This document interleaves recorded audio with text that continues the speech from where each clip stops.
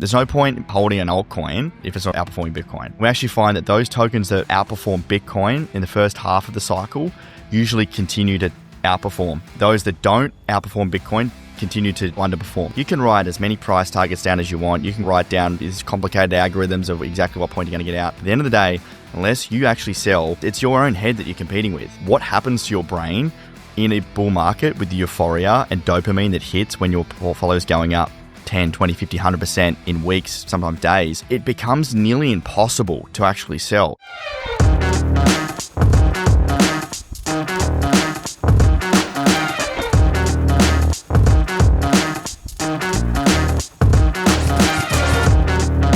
Hey guys, welcome to this week's episode of the Tapping Into Crypto podcast. Bit of a special one.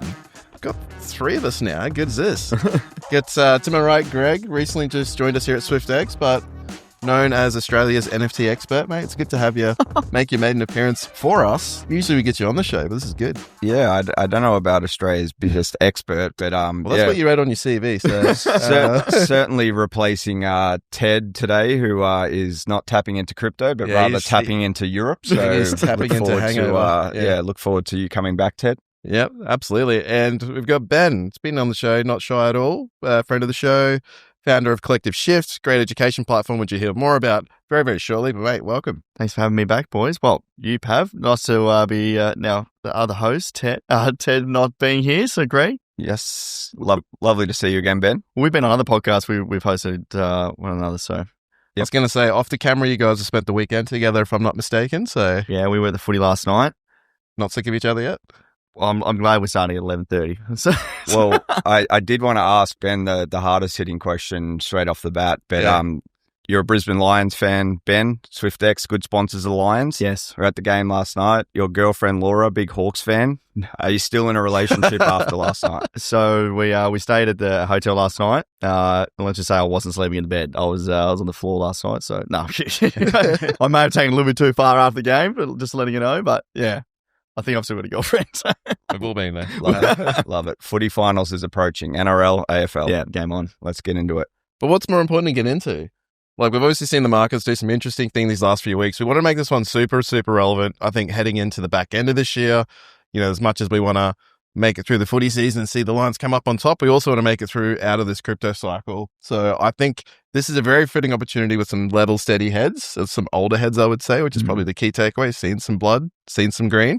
The survival guide for the rest of 2026 into, what could be the start of the end. Because I think we all probably on the same page when things start getting a bit frothy. The end comes a bit faster than what people expect. So I think it's quite timely to maybe just, as much as we don't have a crystal ball, we don't know exactly what's going to happen. Let's just throw out some scenarios out there and just have a conversation. I feel like it's a good time.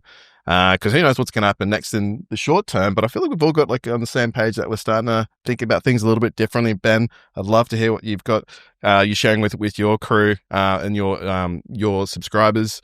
But yeah, that's it. We're just going to walk through everyone, what we're doing right now. So make sure you hang around for this one. Probably we'll listen to this one once or twice. You might take something different away each time. So I think let's just dive in. I think the one thing we've sort of anecdotally said on the show with a couple of guests is 4-year cycles, right? Everyone's sort of baked into their sort of brain, hey, 4-year cycle, 4-year cycle, 4-year cycle. So, Ben, your lead analyst, Matt, posted a nice little one on Twitter or X the other day, saying that we're approaching 1,000 days since the Bitcoin cycle low of late 2022. So historically, that 1,000-day marker, it has been circa the top in previous cycles. So that kind of puts us up, what are we, about 60 odd days away from that potential milestone kicking. Just to kick it off there, guys, what do we think about that as an idea? Yeah. I think the 4-year cycle is a good narrative, but I don't think there's been enough data to really confirm that that's going to be here forever. In our opinion, it's been consistent with global liquidity and a range of different other factors that have made the 4-year cycle kind of pretty accurate. And maybe going back 2 years ago, we all believed in that, hoping that it would kickstart the bull market again. Yep. But now being in it, I really do see Bitcoin and altcoins as two separate asset classes now. And that's kind of how we teach it. It's Bitcoin is now being seen as an actual asset, genuine asset class, ETF volume, companies, institutions, governments now buying it and accumulating on the balance sheet. And it's genuinely lined up with global liquidity. And if that continues to increase over the next 2-3 years with Trump in the helm, We've got the big, beautiful bill that's been passed. Like, they're going into $2 trillion of debt every year. I don't see a world where that doesn't continue to help risk on assets. So we're of the belief that the 4-year cycle is most likely not going to be accurate moving forward.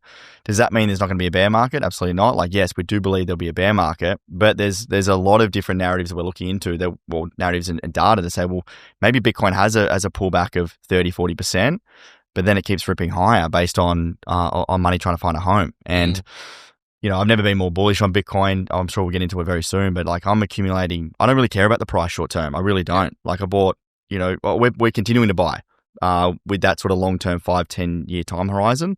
Altcoin's different story, and happy to share our sort of strategy around that. But at the end of the day, for us, it's about, lowering interest rates, global liquidity increasing, and money trying to find a home. And where does it go? Well, Bitcoin is a beautiful asset that a lot of people still don't understand. And I think that's where the growth is still going to come from. That's a good shout. I think, just the idea that is this new, I think we'd all agree, like, the ETFs have done one thing really well. It's like the next wave of adoption's really kicked off. And like you said, there's a whole bunch of, I think we've seen those whale stories, right? Of like people selling billions and billions of dollars.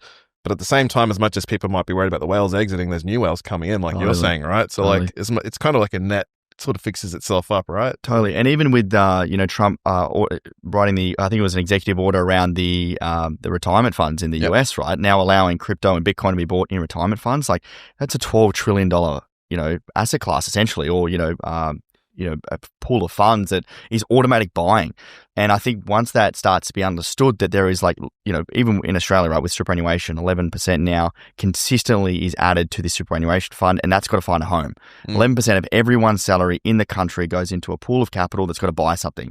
And in Australia, pretty much goes into property, and there's not enough property to buy, and banking stocks or gold stocks. And it's why property continues to go up, because there's supply and demand economics, and there's a shitload of money trying to find a home, and there's not that many homes. Same thing with Bitcoin. There's unlimited supply. There's a shitload of capital in retirement funds looking to find a home. And as you get that repeat, sort of buying action and demand on a limited supply asset that a lot of people don't understand, there is that sort of thinking that goes, fuck, where can this thing end up? Yeah. No, it gets a mind ticket over, doesn't it? Yeah. I must say, like, hearing Ben's thoughts, yours, Pavs, and then, Zeneca, who we announced as a SwiftX ambassador last week, I saw him discuss, maybe he thinks maybe this 4-year cycle is not necessarily going to play out like previous. And OSF, who, we referenced on Twitter before, who's a fantastic follow, founder of Rect Guy and Rect Brand Coin. But the fact that he went out before last week and said, I basically am a non-believer in the 4-year cycle. I am starting to have those, to take the contrarian take. Well, I don't know why it's a contrarian take, given that we still sort of are in 4-year cycles potentially, but the meme of this time it's different is coming to mind when I hear you guys talk about that, right? Like we're maybe at that point where we don't see the volatility or the violence that we saw in 2022 with Terra Luna, 3AC, Celsius, and then capped off by FTX at the end of the year. There doesn't seem to be those sort of like catalyst events that have happened yet, but I do worry about maybe we're all starting to psyop ourselves into saying this time it's different. I can't agree more. That's sort of probably my take when I start to hear about the non-believers, but some very, very intelligent people that are on the record saying this now. So yeah, I kind of like take your side a bit more, Greg, just because I think it's human nature, right? We go through people always say like the one I like at the moment is people don't think there'll be an alt season.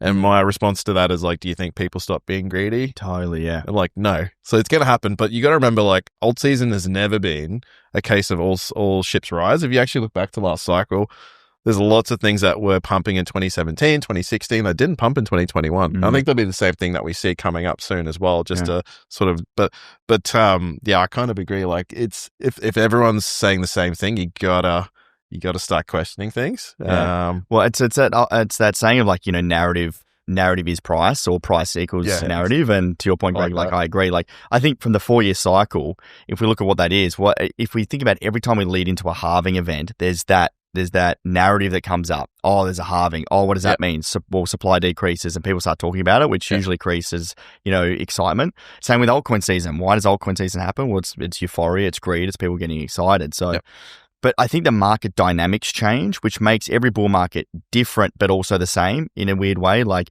you still get euphoria, you get greed, you get prices that go uncontrollably higher, extremely fast. However, this time versus previous bull market and the next bull market will always be different in different ways. And for me, this cycle is different in a sense of just from the sheer volume of supply of tokens. To your point, Pav, like, yeah, not everything is going to pump. And we've done a lot of data and research into, previous cycles to look at, well, what is the difference between those tokens that perform and don't? And we actually find that those tokens that outperform Bitcoin in the first half of the cycle usually continue to outperform. Yep. Those that don't outperform Bitcoin continue to also underperform. So a lot of people try and, when there's assets that pump, and when they join the market or try and find what to buy into, they look at things that haven't pumped. But by our research, that's the wrong way of thinking. It's actually finding those assets that are performing well continue to actually perform well. I remember that so vividly. Like, I think about Axie Infinity last cycle. Yeah. Like, it was at $8 and I was looking, I was like, oh, I'll just wait. Went to 16. I was like, oh, I'll just wait. $20. Oh, well, no, it's too overjoyed. Yeah. Like 2 weeks later, it's at $100. Totally. Axie Infinity. And then if you go right back to like the 2017, 2021 cycle, like Synthetics, Aave, Uniswap, those tokens were the same, right? But then last cycle, Solana, same thing. So finding those assets that continue to perform well and outperform Bitcoin, that's kind of what we're looking at. There's no point, in my opinion, holding an altcoin if it's not outperforming. Well, it's no point holding it if it's not outperforming Bitcoin, unless you've got conviction that it's undervalued at the moment and it will come back. And that's the only. But again, like you sort of say too, you've got a plan there, right? Like you're not going to drop it at a hat because it's not moving. Totally. Like it's that meme of that guy with the stick poking at it. Yeah. But let's just take a minute to also just maybe recap on like last cycle. What sort of stands out in your mind was like very toppy in terms of things that was happening around you at that moment that you're like, yeah, looking back, it was probably a top. Yeah. So if we go back like to 2021 top in particular, that's where I sold. It's actually where I made the most returns I have in crypto. And I round tripped the first cycle back in 2017. Yep. And the biggest lessons I had was around executing my sell plan. Yep. And I say this a lot. And in our group, when we sort of helping people with their exit plan, you can write as many price targets down as you want. You can write down, these complicated algorithms of exactly what point you're going to get out. At the end of the day, unless you actually sell, it's your own head that you're competing with. Oh, big time. Yeah. And Travis, he's a head of growth. He's a executive coach. He's been working with me for a long time, performance coach. And we've done a lot of work and we sort of educate. A big part of our education program now is like what happens to your brain in a bull market with the euphoria and dopamine that hits when your portfolio is going up 10, 20, 50, 100% in weeks, sometimes days, is that it becomes nearly impossible to actually sell. A good analogy is like going to the casino and when you're winning on the roulette table and you're winning and winning and winning, it's very hard to just take your profits and leave. What a lot of people do. Can I go to the casino with you? Because that happens to me. I wouldn't recommend. No, don't go with me. It's very hard to, right? And that because it's the fear of loss. Yeah. The fear of loss far outweighs the feeling of gains. Psychologically, it's actually a loss, $100 loss will feel far more painful than the upside of $100 win. So the idea of losing is very hard, which means when the bull market's pumping, like trying to take profits feels like a loss because you're feeling out of potential gains. But what actually happens is you don't sell and then you round trip. So yeah, to your point though, like those triggers for me, the way I is purely around sentiment. Like we use a lot of like on-chain data, fundamental data, but at the end of the day, it's sentiment. And I remember at the peak of the metaverse era, it was fucking chaos. Yep. It was like, people were screaming for these things to take over the world and like the market caps. It was, yeah. We're in the tens of billions. Yeah. And I remember just like once, like just loading up, like, I don't know, it was Decentraland or, I don't know what it was at the time and looking into it and going, this is rubbish. Yeah. Like this is actually dog shit. Like no one is using this. Yep. And it was worth, I can't remember the markups at the time. And I just remember and thinking to myself, this is it. This is peak euphoria and peak, craziness. And I definitely didn't time the top by any stretch. And, we try and ladder out because it's very, very hard, if not next to impossible to sell the absolute top. Usually some of these coins are in the top 5, 10% for days. Meme coins, it's hours. So it's impossible to sell the top. You look back and go, oh yeah, I knew that, easy in hindsight. Yeah. So maybe an observation and a question back to Ben around sort of, selling on the way up. But if we think about alts again, and obviously I was heavily involved in NFTs in that last bull run, and most of my sort of crypto friends that weren't really believers of NFTs or just, were happy to sit on the sidelines, you hear them talk about, and even just then, Ben, like talking about sort of November 21, December 21, when I think Bitcoin and Ethereum sort of topped, but it was actually about 6 more months of mania of you in NFTs and some alts as well. The most up-only period for NFTs was basically from January to the end of April 2022, topping at the other side mint. Yep. So that was, for those that don't know, that was basically Yuga Labs' metaverse play that it's a game that's still sort of in progress, 3 years on. But a week later, Terra Luna happened after that other side mint. And, you probably remember hearing people paying 2 ETH for a gas fee, me included, just to get these invisible fake parcels of land. But there was a mania period after Bitcoin and Ethereum topped in the last cycle. So that's sort of one observation that obviously everyone's sort of worried about, like Bitcoin, when's it going to top, or when's Ethereum going to top? But things can stay pretty maniac or pretty crazy for periods, extended periods after that. The question I had for you, Ben, how do you personally think about it, and how do you think about educating members of like, okay, I've just made, some good money on Sui or Hype or whatever, but what are you actually going to rotate into? Are you taking profits, or like, how do you actually think about what is the next step after quote unquote taking profits? Like, what are you rotating into? Yeah, really good question. So the clients we work with are long-term investors. So, by no stretch we work with traders or like short-term, speculative investors. So for a long-term investor, particularly if you're busy, we try and keep it super simple. So start with, what is the goal? So I'll sit down with someone and go, what are you in crypto for, right? Some of our clients have a bunch of property and they're selling down to diversify. Some of them have large businesses with a heap of cash and they're just wanting to invest. Some of them have 500K in crypto and they have no idea what they're doing. Like, I need some help, or they're round-tripped. And I usually start with the end goal. It's like, well, why are you in this asset class? So for me, I'm using Bitcoin to grow my wealth, and I use Bitcoin to preserve it as well. So I've got my long-term strategy where I want to stack as much Bitcoin as possible, and that's my digital gold strategy. My altcoins is to essentially try and buy more Bitcoin using altcoins to leverage a bull market, not by actually leveraging, but using altcoins. Now, my sell strategy, I've taken a couple of profits already. Thanks for listening, Syrup, by the way, guys. Finally got on board. Appreciate it. So, so Syrup has been a huge winner for me. Something that I put out, for free for a long time around a DeFi project that did 1,000% since I got in the middle of the cycle. When I have an altcoin that does that well, I'm taking profits no matter where the market's at, because it's done a 10x. I'm like, this is now a large percentage of my portfolio. What I did with that is my broader strategy is to start accumulating property. So I actually sold that down, and I'm buying mum and dad a house at the moment, which is really cool. Nice. So the outlier for selling at the top of the cycle is what I say to people is to achieve the things you want to do in life. Like, there's no point just making all this money on paper in crypto unless you actually take profits and do something with it.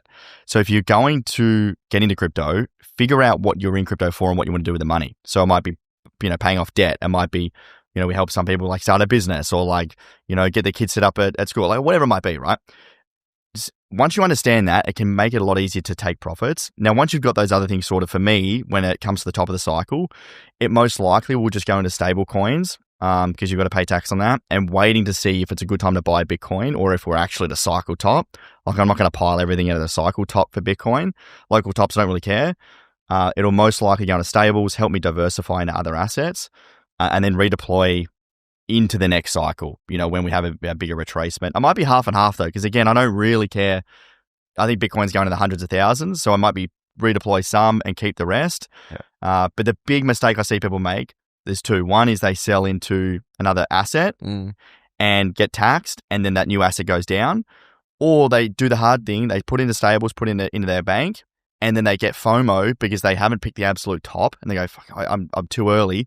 Then they buy back in, and then they're actually buying at the top, and then it goes down. So they've got a tax bill on the way out, and now they're holding an asset that's recently peaked on the way down. So yeah, when you take profits, you need to have a plan.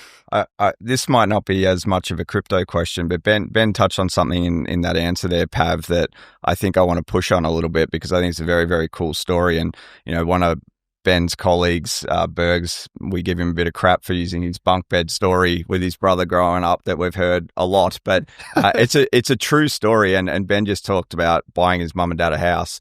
You sit here as 26-year-old, and you just said that you bought your mum and dad a house. Like, you're a guy that's always the next thing. Have you actually had a chance to step back and go, holy shit, I set out to do this and I'm basically on the verge or I've just done it? Like, how does it make you feel? Yeah, I like it's still going through the bank. So once I sign the papers, I might feel a bit more real.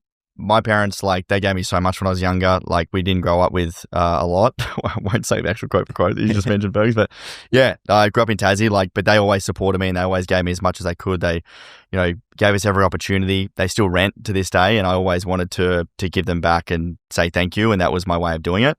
But it's pretty cool to be able to do it, to be honest, and I'm looking forward to them having their own house and, us going down there at Christmas and spending the family. The family's so important to me, and I definitely wouldn't be here without them. So, it's pretty cool, and it's always been my goal, to be honest, to tick it off. So to answer your question, no, I haven't. And when I do it, I reckon it'll be the next thing after that. But yeah, I'm keen to. We're getting back on after the sale through. So any real estate agents that want to sponsor the show, but back over to you, Pav. I think this is a double-barrel question, but I know you recently did a YouTube video about, if you were to rebuild a portfolio from scratch, what you would do. But I think let's also throw that into the, the idea of, like, we're probably, I don't know if you are, I'm definitely seeing it, like family and friends that have been on the sidelines, or like skeptics coming back around now that Bitcoin's at all-time highs. Each just made an all-time high. What's advice? Well, not advice, but if you were in their shoes, what would we be doing right now? Totally. Yeah, and I'm having this conversation every day. It's probably the same as you guys, right? It's a typical conversation because that usually when people that aren't interested in crypto only come in when we're topping out. Yeah. So I always start with education, and I'm actually hosting a little investor night for my girlfriend and her girlfriends soon that are, starting to try to think about investing. And the way I'm thinking about doing that presentation is starting with, money and inflation and why asset prices go up, but your salary essentially won't ever catch the rate of assets. And the idea of investing into something with your cash to try and offset where the world actually goes in terms of asset prices. Property right now for so many people is just completely out of the question, which is so hard to think about. I'm very grateful to be where I am, but I know my friends, my family, a lot of people have no hope, right? Because it's just so expensive. So for me, it starts with educating people around, inflation, money, and then I think the Bitcoin conversation comes in, and I think it's understanding that it's boring. And it's accumulating over a long period of time, and it's just automating. I think the big thing that helped me, because I'm an all or nothing guy, and the idea of just putting in like 10% of my salary every week just sounds so boring. Yep. However, honestly, it's the only way I was able to grow over time. For 2 years back in, within the 2018, 2019 period, for a lot of those 2 years, I was get paid in Bitcoin, and every dollar I had was going to Bitcoin that I could afford. And, everyone sees the overnight success, but no, I was actually been doing this for 9 years, trying to buy and accumulate as much as I can. And yes, there's cycle tops and cycle bottoms, but I think with education, you'll also have your friends buy during the bear periods, because usually what I find happens is they get excited in the tops, it goes down, and now they stop buying. That's the time to be buying. So I think with the education piece, it's like, okay, set this up, put aside whatever percentage of your salary that you can afford to accumulate assets, and maybe that's a split of Bitcoin and an ETF, right? So you're not going all in on volatility, because maybe some people get scared with that.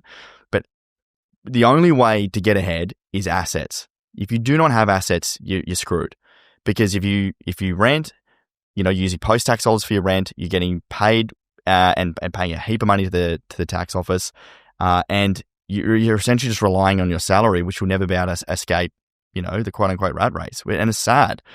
But it's accumulation, it's automation, and it's being patient, in my opinion. And Bitcoin, whether it's my sister, my brother, my parents, it's Bitcoin. And it is still a bit scary, because you don't want to be the guy that's getting your family into something and then you'd be wrong. And that's why I don't go too much outside of Bitcoin. Although people think Bitcoin's boring. It's like, no, Bitcoin's up 100% in the last 12 months. What are you talking about? Yeah. Where else are you getting 100%? Go buy an ETF and get 7% then. Or put in the bank and get 2%. If you're lucky. Like, Bitcoin's boring. And then what happens is they buy into altcoins thinking they were going to make more. And essentially what happens is they buy at the top. That goes down 70%. And then they're back to square one again. Like, it's just, people get very greedy. Well, that's why they ask, right? Because they're like, I'm missing out. Correct. Yeah. Correct. But what happens, I find, with people that aren't as educated, is they put the reliance on you. They want you, Pav, to make the decision for them. So that way, if it's wrong, it's your fault. And I'm a big believer that you need to own your shit. You need to learn this yourself.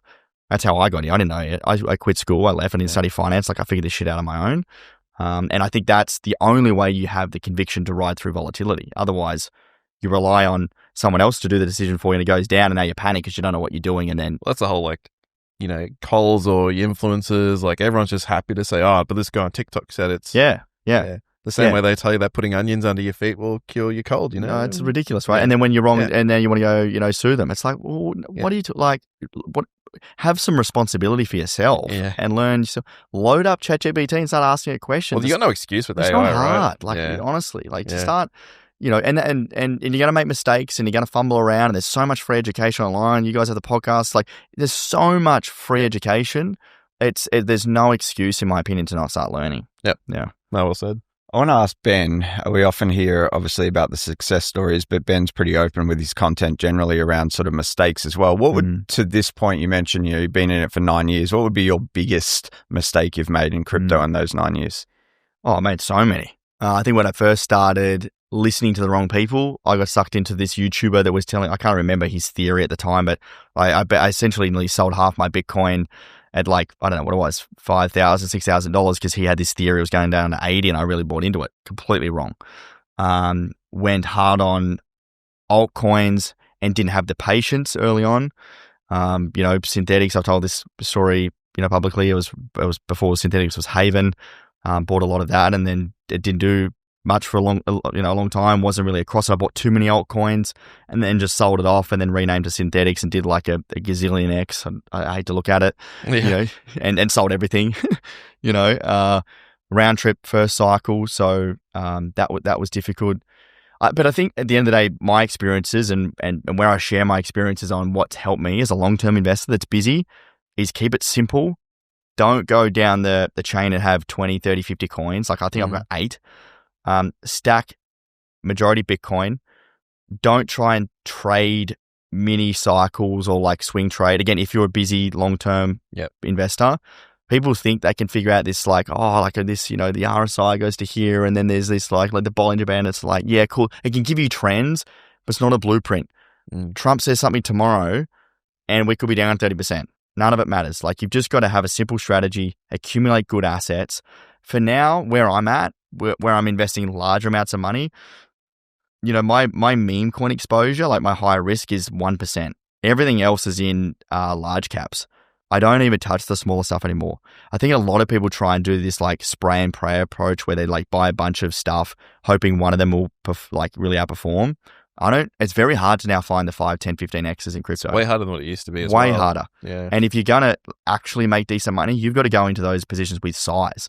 But what I see a lot of people do is they might throw a little bit into a lot and now you've just got a bunch of shit that isn't really doing anything. Yep. So I'm now going in with size into larger caps. That's where I'm making my returns and just keeping it simple. And that's the hard thing for people to do because they want to chase the carrot. Should we get into some rapid fires? I think so. Let's go. All right. Where's our prepared questions here, Pav? I thought these were quite good.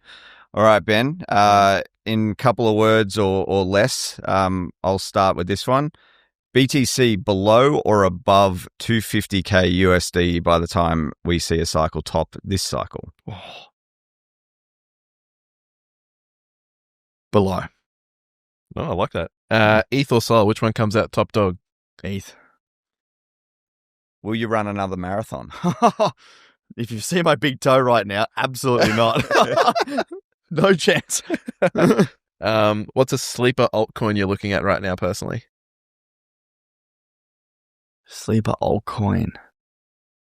I don't know if it's a sleeper, but I think Hype is going to be a big winner. Yeah. It has been a pretty decent winner already, but it's sort of cooled off. I think it's a bit of a sleeper this cycle as well. Yeah, I like that one. Bit of a biased question coming from me here, but by 2030, would you prefer to own one full Bitcoin or one CryptoPunk?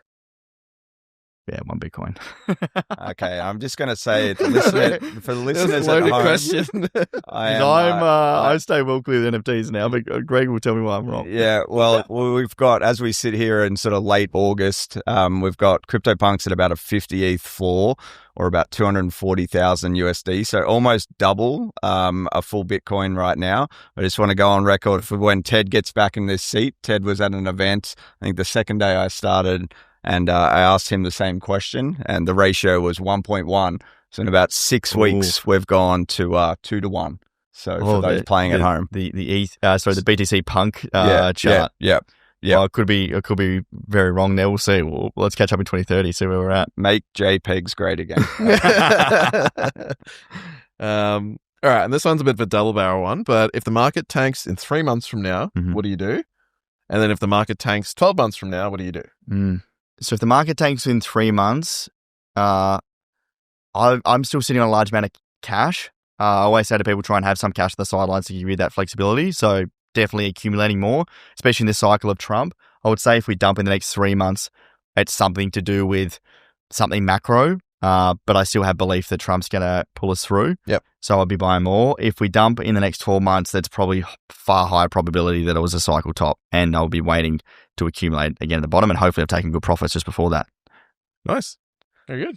Well, I think that's it. Thank you so much for joining us today, Ben. But before Pav wraps us up officially, tell us, where do we find you? I mean, your head pops up on a lot of the social platforms, but if people want to learn more, where should they head? Yeah, so I've been doing a lot more YouTube content at the moment. So if you like 20-minute little analysis videos, just search Ben Simpson on YouTube.